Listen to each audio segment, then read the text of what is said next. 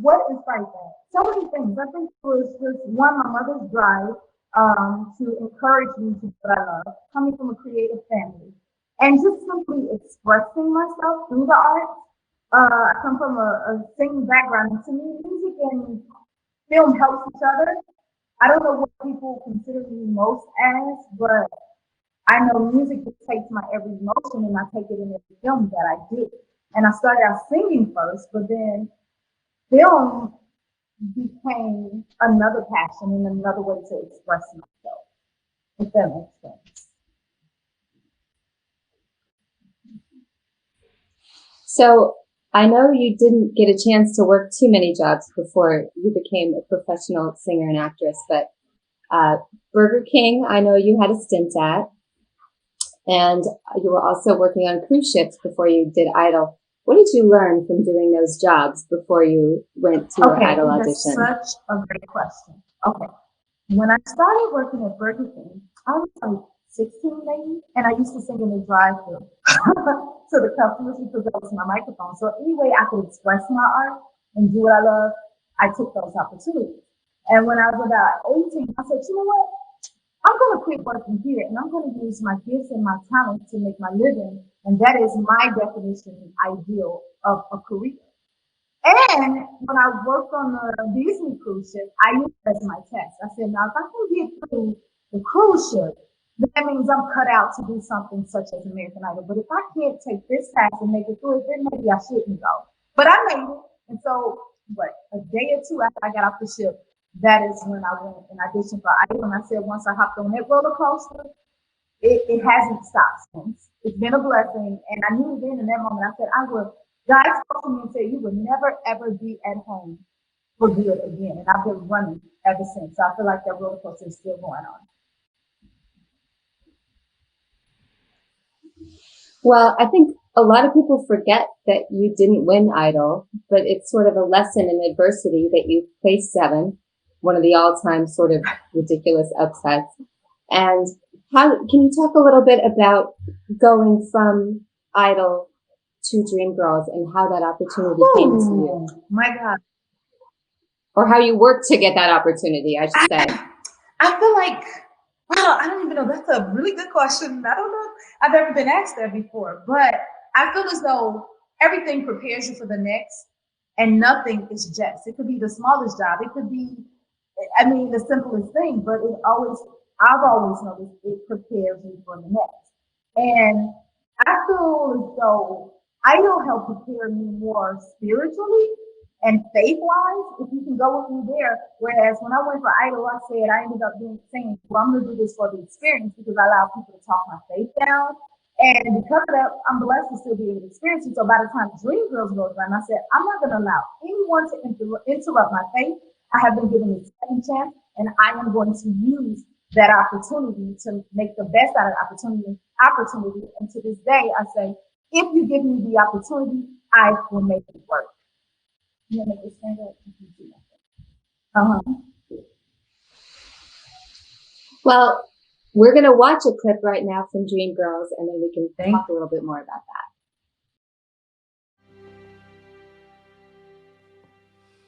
And I am telling you, I'm not going. You're the best man I'll ever know. There's no way I can ever go. No, no, there's no way. No, no, no, no way. I'm living without you. I'm not living without you. I don't wanna be free. I'm staying. And you, you're gonna love me. Oh, you're gonna love me.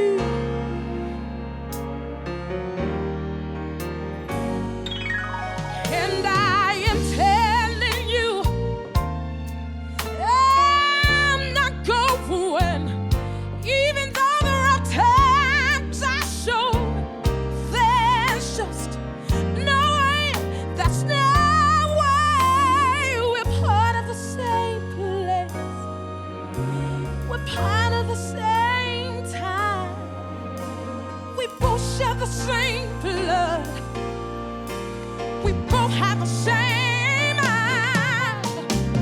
And time, we've had so much to share. No, no, no, no, no, no way. I'm not waking up tomorrow morning and finding that there's nobody there. Darling, there's no way. No, no, no, no way. I'm living without you. I'm not living without you. You see, there's just no way. There's no way. Please don't go away from me. Stay with me. Stay with me. Staying on me. Staying on me. Please stay on me. Miss man. Try and mister. Try and mister. I know you can.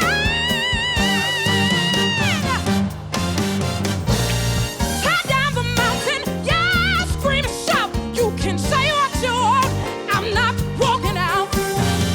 Stop all the rivers, push, strike, and kill. I'm not gonna leave ya. There's no way I will.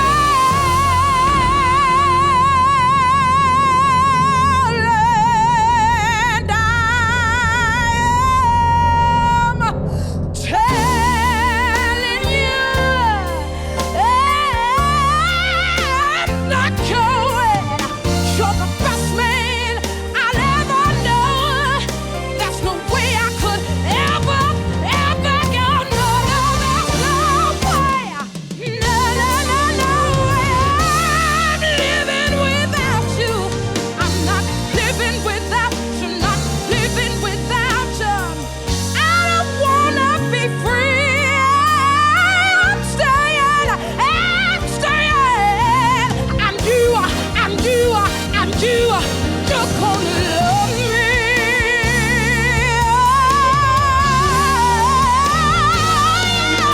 You're gonna love me. Yes, you are. Yes, you are. Love me. Love me. Love me.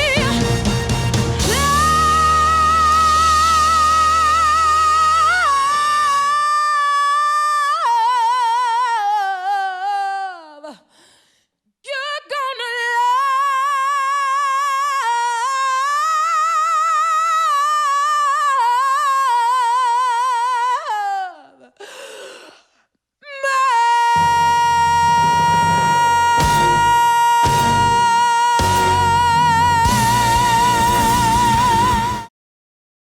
Still get goosebumps. But Sorry. so your very first film role, you come in to a role that Jennifer Holliday had already made famous. You have Jamie Foxx, Beyonce. Bill Condon, the director, said, "Effie is the mountain you have to climb in this movie." And he also said about you, he said, "She's unbelievably sweet and generous, but she is in touch with her rage for whatever reason in a way that a lot of people are afraid and not comfortable to be." Did he say something similar to you? Wow.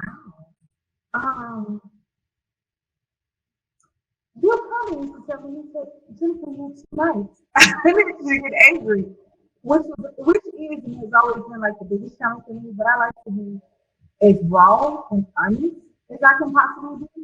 So in that scene, every tear and every emotion was real. And sometimes as an actor, people don't necessarily understand and know where it's coming from, and they don't have to know. But you take it and make it work for that moment. And I recall him telling me that, he was a great director. And Jennifer Holliday has always been one of my favorite singers and still is. And, when I had to record the song and shoot the scene, I was like, what am I supposed to do? There's nothing left to do to this. You only stand on my head and sing it? But I remember my mother telling me, all you can do is the best you can do. So I was like, how can I Jenniferize this in my own way? Although we have the same name, pretty much. I had to find my way into the characters and into the music for myself to make it as honest as I possibly could. Well, it worked out pretty well, I would say, by the house full of awards that you got for that. Thank And Thank I wish we had more time to talk about Sex and the City, It's Secret Life of Bees, Winnie Mandela, but I'd like to move on to the inevitable defeat of Mr. and Pete, which is a very sort of, it's a tough role. It's a dark role, and can we roll that clip? Do we have that?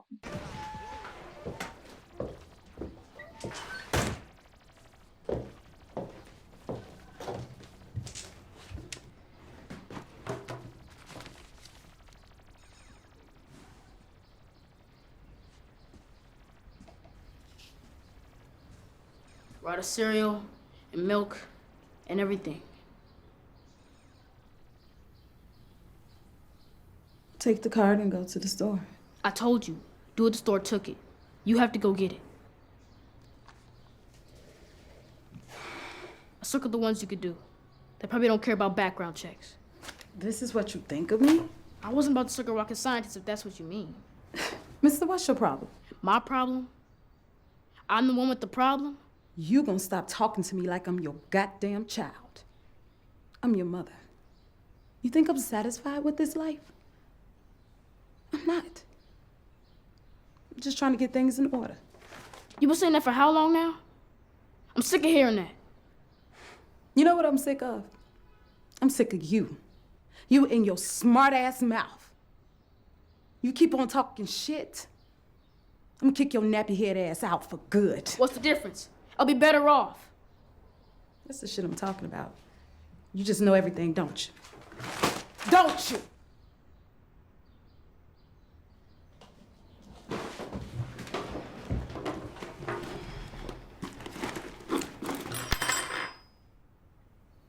I do what I do,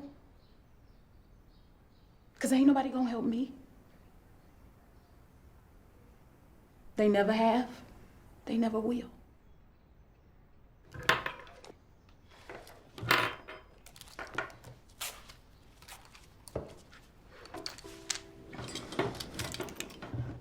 Mister, take Pete and go. You're disgusting. I wish you would just die already.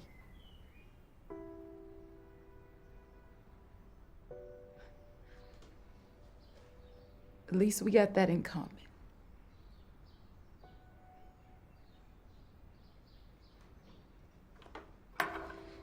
Take Pete and go. Ooh. So that is George Tillman Jr. directing, who did Glorious and The Hate You Give. For you, time, I mean, you have a young son. How was that for you to play such a bad mother on screen at the same time that you're raising a little boy? A complicated mother, I should say. Yes, it was definitely a challenge. I was just having this moment with him the other day. I said, when I was preparing for that role, you were like, that's not my name. You have to raise me as my mother, you know? You say, that's not your son, I'm your son. So, but in real things, you kind of pull from for characters, although it was a completely different character of who I am or how I am as a parent, you know? So, but it caused me to stretch as an actor. And I like things that are challenging in a way that's completely different from myself. And Gloria was definitely one of those characters. But my favorite thing about the character is pulling out how true it is to the reality in a lot of cases. As an actor, and actress, I like to do things that are is raw and real. You know, even being stripped down as a character or telling the story of the character. In every way, as an actor, I feel like it's our duty to pull from a real place, because if we can't pull from a real place, how do we expect others to feel what we do? So that was something I tried to use for Gloria. And another thing with her is she was a heroin addict.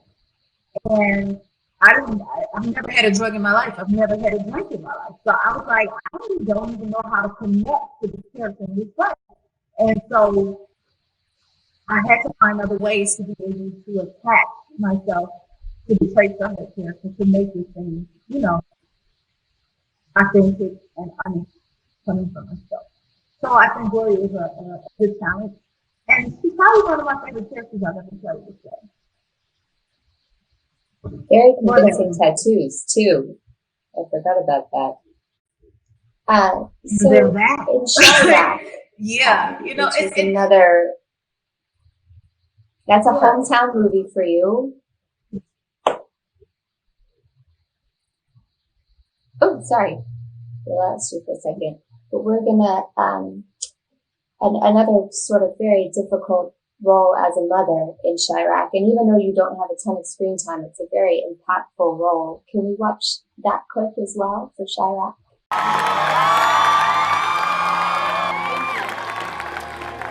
I'm a Chicagoan. And I'm here with my Chicagoans, right? And we're all here for peace, right? I want to hear you scream for peace. Can you scream for peace? Because that's what we want and that's what we're about. Y'all, we gotta stop. We gotta stop the killing. We gotta stop the killing. And Jennifer, Spike Lee said about you in this film, I'm just quoting all your directors back at you, but he said because you had experienced such enormous loss through gun violence as well, that he didn't want to disrespect you by directing you in the scene where your daughter is killed, but he said he did hug you when that scene was over. How do you recall your experience on that set? Well, when it's that close to home, it's close to home, you know, but as a person, at times I feel like it's necessary to, I guess, breathe into your artistry to help try to prevent those things. But as a person and an actor, when you're doing something so emotionally heavy, it's very draining, you know, and very heavy. So you kind of need support like that around you. I just remember the heaviness and the weight of the character and the nature of the story. And as you said, it's like roles like that is not the biggest role, but they're important. They're like the centerpiece of what the story is.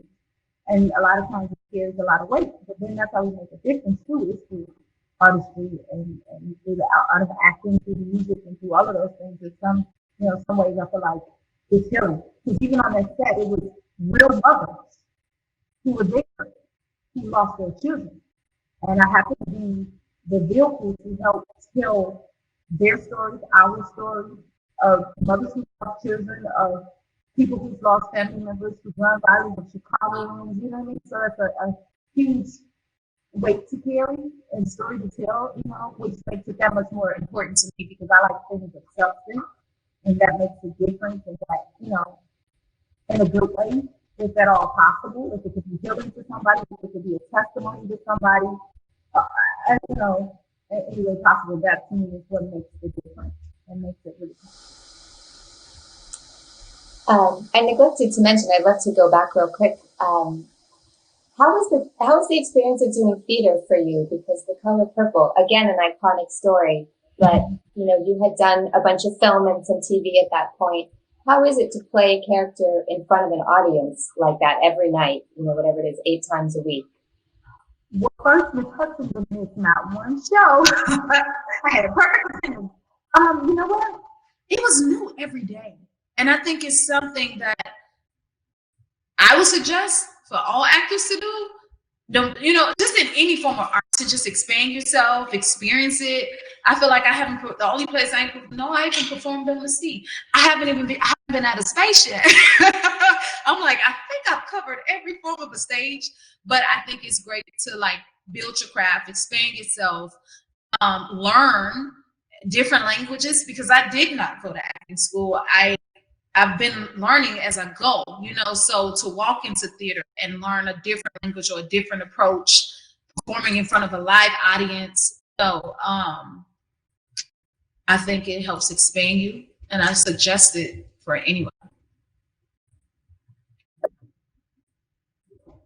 We have reached the Aretha portion of the evening because we got to spend some time on this. And also because I think it's fair to say this is the role you've spent your life preparing for, yes? In some ways, many ways. Yes, ma'am. I still So, want to she- prepare for it.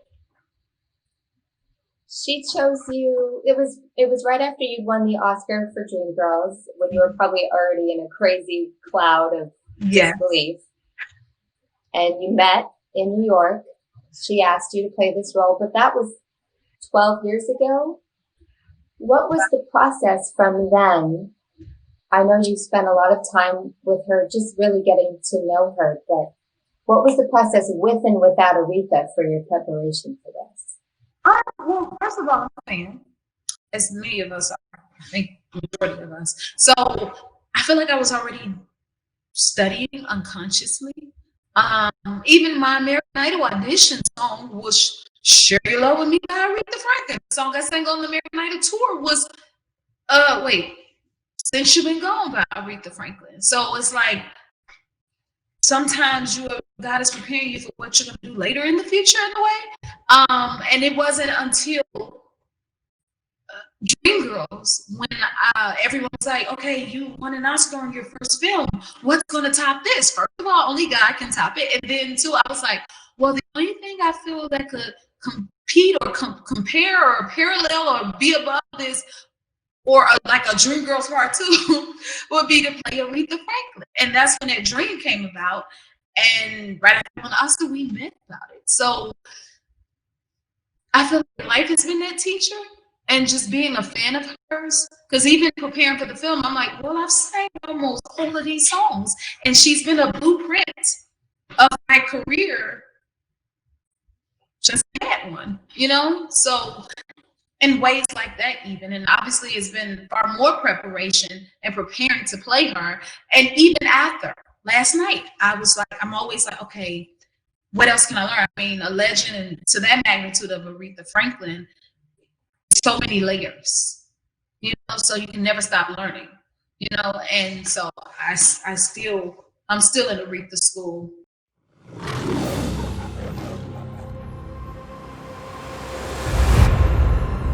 What you want, baby, I got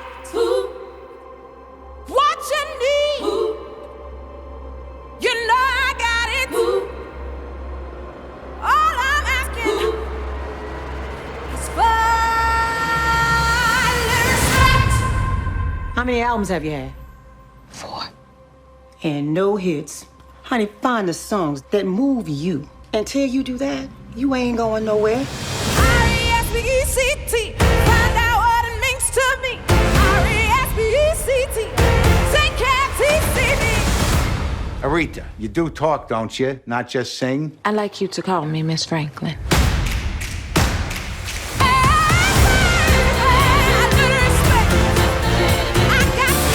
You have to disturb the peace when you can't get no peace. R-E-S-P-E-C-T. Find out what it means to me.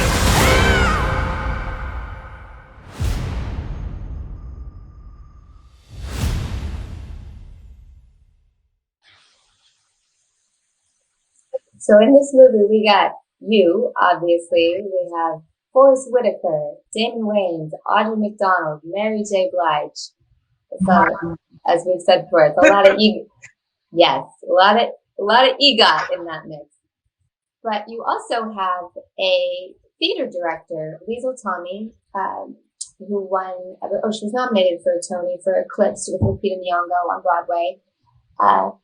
And one of the things that she was kind of adamant about was you singing the performance pieces in the film live. Was that something, that seems like something you would embrace because, as you said, you like the raw emotion and the presence. It's definitely something that we both were adamant about. Again, I like spirit of momentness and living in the moment. And I think that a huge part of that comes from my church background and then her as a theater director, which you have to perform live, you know, and I'm all for it because I feel as though when you can use your instrument, such as your voice, while filming, then it gives you more power and control over the moment versus pre-recording it and then trying to match whatever that emotion was from that pre-record to the whatever emotion you need to have in that moment. So why not put them together? So I'm glad she suggested that.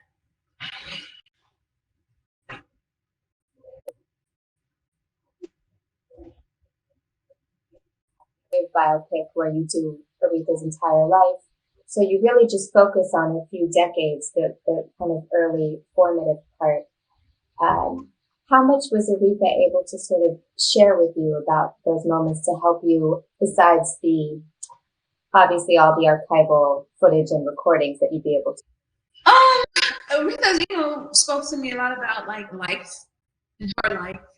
She's a very stern woman. And I just felt grateful to be able, one, to be chosen to portray her, and then to have a communication with her to teach me. And I remember, she's like, here, read this, do that. And she's very hands-on in that way. But I feel as though for me, I sit and wonder like, okay, pick me. What can I do to honor those wishes? And so I still think about it every day. I hope I got enough clarity from her in the time we did get to speak, and as often as we did. And I miss her presence to this day because I did hear from her quite often. We were planning to even sit more, but unfortunately she passed and we didn't get that opportunity to do that. But, we spoke weekly.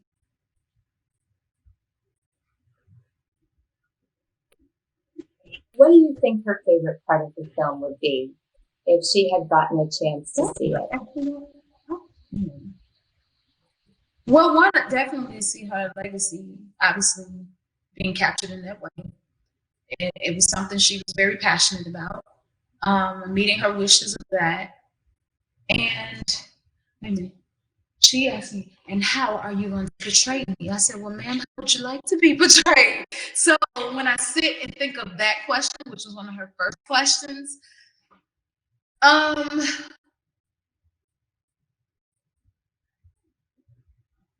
think to see her legacy being carried on and her being represented in the way that she represented herself, if that makes any sense. Yeah.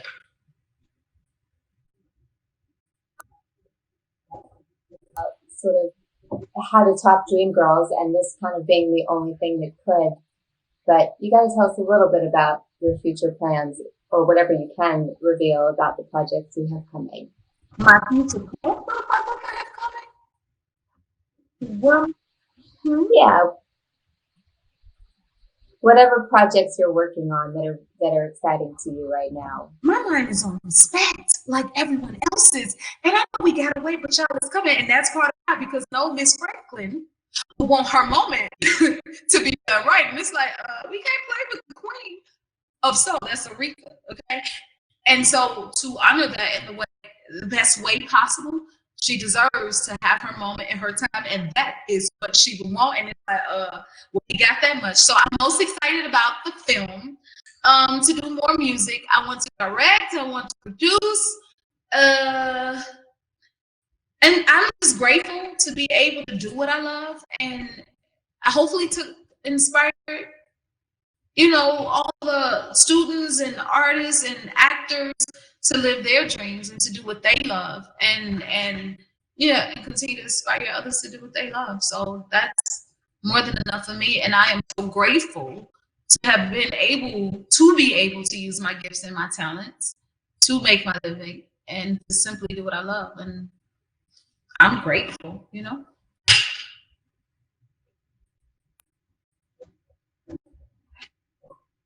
you have any advice for our students? You're going to everyone faces rejection and self-doubt in this industry.